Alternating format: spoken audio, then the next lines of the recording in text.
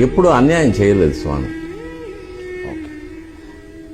మనకి ఒక ప్రావర్బ్ ఉంది కదా, ఒక తలుపు మూసుకుంటే ఇంకో తలుపు తెరుచుకుంటున్నాం. స్వామివారిని నమ్మాలి, అదొక్కటే అండర్లైన్.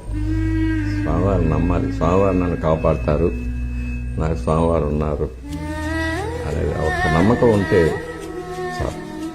మా ఊరు